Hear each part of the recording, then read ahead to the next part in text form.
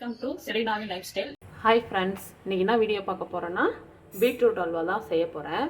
அதுக்கு தேவையான பொருள் பார்க்கலாமா? பீட்ரூட்டு, கேஷ்யூநட் தேவையான அளவு, ஏலக்காய் தூள், நான் வந்து சர்க்கரை போட்டு ஏலக்காய் அரைச்சி வச்சுருக்கேன், நெய், பால், சர்க்கரை, இது தேவையான பொருள் இவ்வளோ தான். இப்போ வந்து பீட்ரூட் தோல் சீவிட்டு பார்க்கலாம். தோல் சீவிக்கலாம்.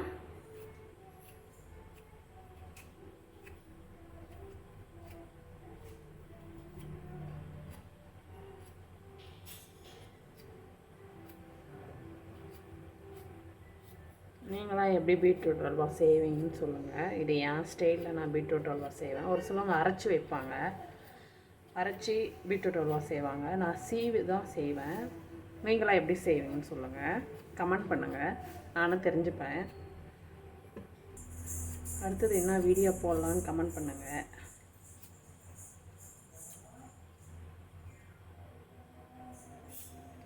இப்போ வந்து தோல்லாம் சீவியாச்சு.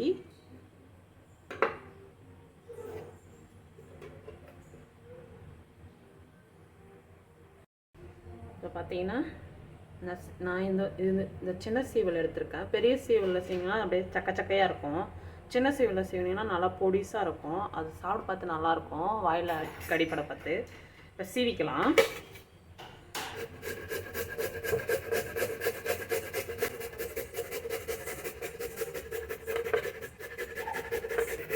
இப்போ பார்த்தீங்கன்னா காய் சீவியாச்சு. இது எவ்வளோனா 250 கிராமு பீட்ரூட்டு. இப்போ செய்யறத பார்த்தலாம்.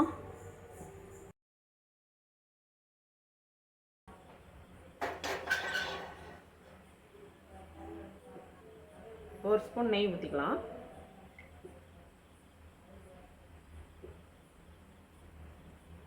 இது கேஷ்யூ நட் வறுக்கிறதுக்காக நெய். இப்போ வந்து முந்திரி திராட்சை போட்டு வறுத்துக்கலாம்.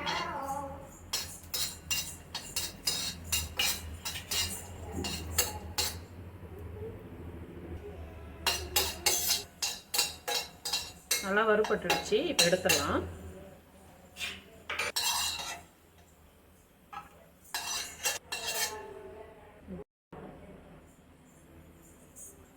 இப்போ பீட்ரூட் போட்டுக்கலாம்.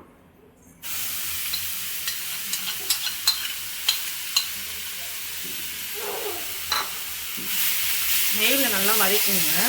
நல்லா வதங்கணும். பீட்ரூட்டு அந்த தண்ணி போகிற வரைக்கும் வதங்கணும்.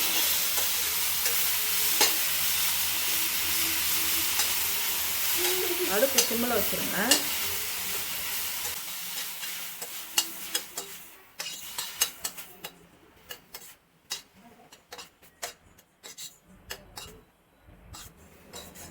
நல்லா வதங்கிடுச்சு. இது ஒரு 50 கிராம் சர்க்கரை இருக்கும், போட்டுக்கலாம்.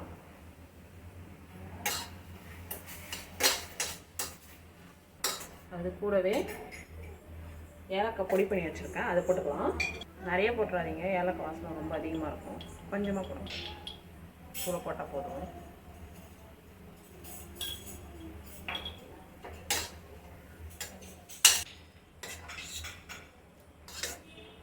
இப்போ பால் ஊற்றிக்கலாம். ஒரு 1/2 டம்ளர் பால் ஊற்றினா போதும்.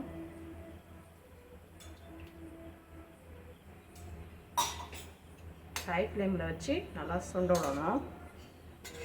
பால் நல்லா வற்றி வரணும்.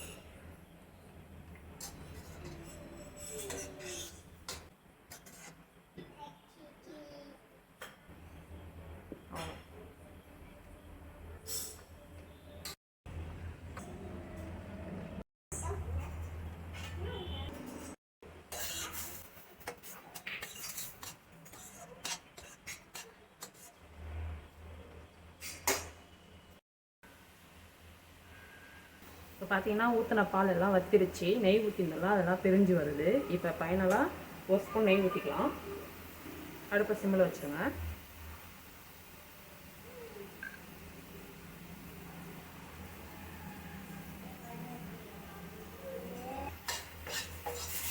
இது பார்த்தீங்கன்னா சப்பாத்தி ப்ரெட்டு கூட வச்சு சாப்பிட்லாம், நல்லாயிருக்கும்.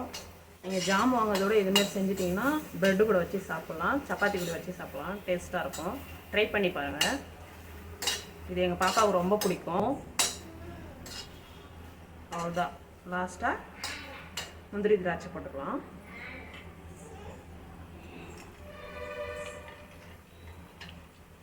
நான் கொஞ்சம் அதிகமாகவே போட்டிருக்கேன், எனக்கு ரொம்ப பிடிக்கும். அதனால்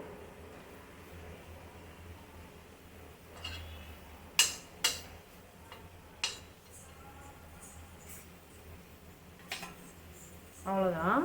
சூப்பரான பீட்ரூட் அல்வா ரெடி. ட்ரை பண்ணிவிட்டு கமெண்ட் பண்ணுங்கள், லைக் பண்ணுங்கள், ஷேர் பண்ணுங்கள், சப்ஸ்கிரைப் பண்ணுங்கள். தேங்க்யூ.